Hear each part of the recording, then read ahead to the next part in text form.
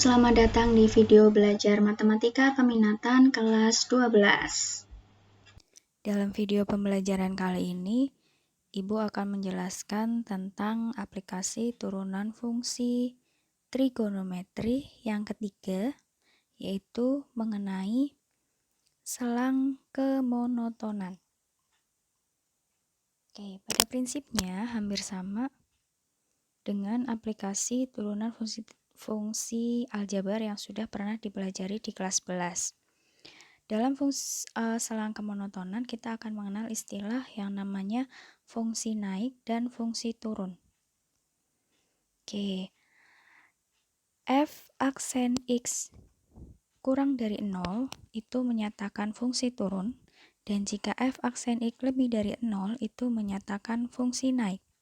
Untuk f aksen x sama dengan 0 itu adalah stasioner, sudah dipelajari di video sebelumnya. Nah, fungsi naik dan fungsi turun inilah yang disebut sebagai fungsi monoton. Nah, yang akan kita cari adalah di manakah interval atau selang fungsi-fungsi tersebut adalah fungsi monoton. Sebagai penjelasannya, kita bisa lihat grafiknya. Grafik fungsi f dikatakan naik pada selang a, b apabila untuk setiap x1, x2 elemen I dengan x2 lebih besar dari x1, maka berlaku fx2 lebih dari fx1. Ini harusnya fx1. Sedangkan fx dikatakan turun pada selang I, A, B apabila untuk setiap x1, x2 elemen I dengan x2 lebih dari x1 berlaku f2 kurang dari f1. Gambarnya adalah seperti ini. Yang ini disebut sebagai fungsi naik, yang sebelah kiri disebut sebagai fungsi naik, dan yang sebelah kanan adalah fungsi turun. Oke, untuk lebih memahaminya, kita langsung ke contoh soalnya saja ya. Contoh soalnya adalah sebagai berikut. Jika diketahui fungsi fx sama dengan 2 cos x dikurangi cos 2x, maka tentukan fungsi kemonotonan dalam selang 0 sampai 2pi. Langkah pertama adalah kita tentukan dulu turunan pertama dari fungsi f. Fx adalah 2 cos x dikurangi cos 2x. Kita tentukan turunan pertama fungsi f adalah turunan dari cos x. Betul, negatif sin x. Jadi ini negatif 2 sin x. Kemudian turunan dari cos 2x. Iya, negatif 2 sin 2x. Atau bisa kita sederhanakan menjadi negatif 2 sin x ditambah 2 sin 2x. Ini turunan pertamanya. Kemudian, langkah yang kedua, kita menentukan titik stasionernya. Stasioner diperoleh ketika f aksen x sama dengan 0. F aksen x sama dengan 0.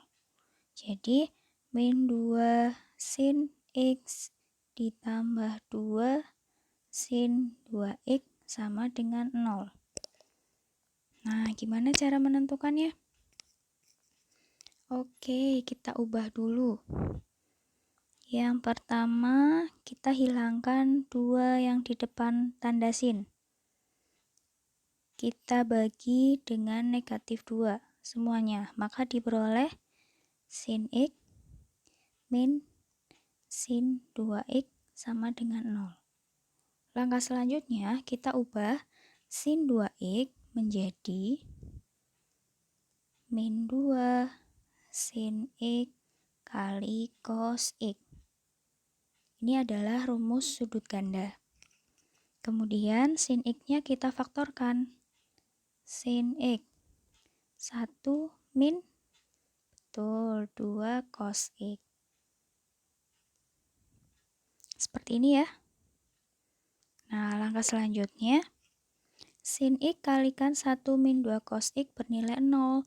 Artinya ada dua kemungkinan, sin X-nya sama dengan 0 atau 1 min 2 cos X-nya yang sama dengan 0.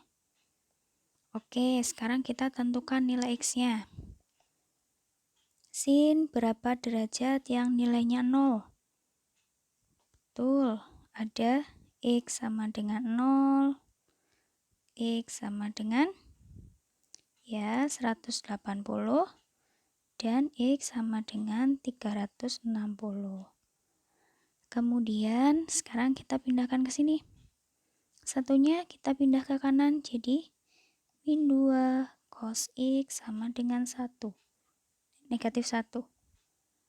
Cos X sama dengan, betul, setengah. Sekarang kita cari kosinus berapa derajat yang nilainya setengah?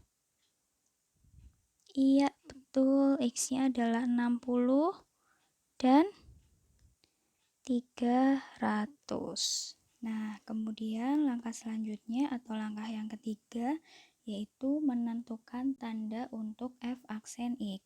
Kita gambar dulu garis bilangannya. Sudutnya dari 0 derajat sampai 360 derajat. Kenapa ini bulat kosong? Karena di interval yang tertulis pada soal itu menggunakan tanda kurung biasa. Artinya 0 dan 2pi itu bukan anggota. 360 ini 2pi ya, biar nggak bingung. Nah, kemudian titik yang kita peroleh atau nilai X yang kita peroleh pada langkah yang kedua, kita gambarkan di sini. Ada titik 60 derajat atau pi per 3. Kemudian ada titik berapa lagi? 180 derajat atau pi. Kemudian titik yang ketiga adalah 300 derajat atau 5pi per 6. Nah, ini disebut daerah 1, daerah 2, daerah 3, dan daerah 4. Langkah selanjutnya, kalian ambil satu titik dari masing-masing daerah, kemudian substitusikan ke turunan pertamanya. Misal, untuk daerah 1, kita ambil X sama dengan 30 derajat, maka diperoleh negatif 2 sin 30 derajat ditambah 2 sin 2 kali 30 derajat akan sama dengan sin 30 setengah, jadi negatif 2 kali setengah ditambah sin 60 setengah akar 3. Boleh kita sederhanakan seperti ini. Jadi negatif 1 ditambah akar 3. Negatif 1 ditambah akar 3 kira-kira menghasilkan bilangan positif atau negatif? Positif. Kenapa? Karena akar 3 itu nilainya 1,73. Maka jika dikurangi 1 hasilnya adalah bilangan positif. Ini tandanya plus. Kemudian di daerah 2, misal kita ambil X-nya sama dengan 90, sehingga diperoleh negatif 2 sin 90 derajat ditambah 2 kali sin 2 kali 90 derajat sama dengan sin 90. Betul, 1 ditambah 2 kali sin 180. 0. Maka hasilnya adalah negatif 2. Ini bilangan negatif. Maka tandanya minus. Oke, biar nggak lupa, Ibu tulis sini ya, F aksen 30.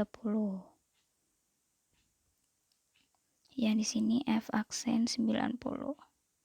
Takutnya kalian lupa atau salah mensubstitusikan. Kemudian kita coba di daerah yang ketiga. Misal kita ambil X-nya sama dengan 270. Maka diperoleh F aksen 270 derajat akan sama dengan negatif 2 sin 270 derajat ditambah 2 sin 2 kali 270 derajat akan sama dengan sinus 270. Betul, negatif 1. Jadi negatif 2 kali negatif 1 ditambah 2 kali. Nah, ini sin 540. Gimana cara nyarinya? Ibu tulis di sini ya, sin 540. Itu sama saja sin 360 ditambah 180. Jadi sama saja kita mencari sinus 180. Berapa sinus 180? Ya, 0. Maka hasilnya adalah 2. Bilangan positif. Kemudian di daerah keempat, misal kita ambil X-nya 315. Sehingga diperoleh F aksen 315 derajat sama dengan negatif 2 kali sin 315 derajat ditambah 2 sin 2 kali 315 derajat. Sinus 315 derajat. Betul, sama aja sin 45, tapi di kuadran 4. Maka hasilnya negatif setengah akar 2. Kemudian ditambah 2 kali sin 630. Sin 630. Itu sama saja sin 360 derajat ditambah 270 derajat. Sin 270 derajat berapa nilainya? Ya, negatif 1. Jadi ini negatif 1. Sama dengan dicoret akar 2 dikurangi 2. Kira-kira hasilnya bilangan positif atau negatif? Lebih besar akar 2 atau 2? Iya, lebih besar 2. Maka hasilnya adalah bilangan negatif. Jadi, pada garis bilangan yang tadi kita buat, Ibu tuliskan lagi di sini. 0 derajat 360 atau 2pi. Kemudian di sini ada 60 atau pi per 3. Di sini ada 180 pi dan 300 atau 5pi per 6. Tandanya adalah di daerah 1 positif, daerah 2 negatif, daerah 3 positif, dan daerah 4 negatif. Nah, kemudian bagaimana kita menentukan selang kemonotonnya? Ini yang di langkah keempat, yaitu menentukan selang kemonotonan. Fungsi fx naik pada interval, lihat yang tandanya positif. Interval berapa saja? Ada 2 ya. Yang pertama interval 0 sampai ya pi per 3. Yang kedua antara ya pi sampai 5pi per 6. Kemudian fungsi fx turun pada interval, lihat yang tandanya negatif, yaitu ya pi per 3 sampai pi dan 5pi per 6 sampai 2pi. Selesai. Jadi seperti itu cara mencarinya. Langkah pertama, tentukan turunannya dulu, kemudian menentukan stasionernya. Yang ketiga, menentukan tandanya dengan cara mensubstitusikan beberapa nilai X dari daerah himpunannya ke turunan fungsinya. Dan langkah yang keempat, menentukan selangkah monotonan. Nah, untuk selangkah monotonan ini dikatakan fungsi naik jika intervalnya yang tandanya positif. Kemudian turun untuk yang negatif. Oke, sampai sini penjelasan dari Ibu. Tetap jaga kesehatan di rumah saja jika tidak ada keperluan yang mendesak. Sekian, terima kasih. Wassalamualaikum warahmatullahi wabarakatuh.